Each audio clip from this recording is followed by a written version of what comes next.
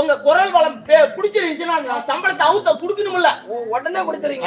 சரி சரி. அதனால ஒரு நைட்டுக்கு சம்பளம் எவ்வளவு கேக்குறீங்க? ஒரு 30,000 கொடுங்க. ஏன்டா உங்களுக்கு இந்த பிச்சைக்கார புத்தி போக மாட்டேங்குது? ஏன்டா சம்பளத்துல சேர்த்து கேள்றான். ஏ மவராசா, இத்தனை நாளா எங்க இருந்த? ஓயா இதெல்லாம் இருந்தேன். சம்பளத்தை எல்லாம் குறைப்பாங்க, நீ சம்பளத்தை ஏத்தி சொல்ற பரவாயில்ல. சரி ஒரு 50,000 குடியா? 50,000? என்னது 50,000? ஏன்டா என் சொத்து பத்தி எங்கெங்கெல்லாம் இருக்குதுன்னு தெரிஞ்சா நீ இது வரைக்கும் இப்படி எல்லாம் பேசிட்டு இருக்க மாட்டேன். எவ்வளவு சொத்து பத்தி? ஆத்துல 60 ஏக்கர் இருக்கு, ஓடையில 9 ஏக்கர் இருக்குது.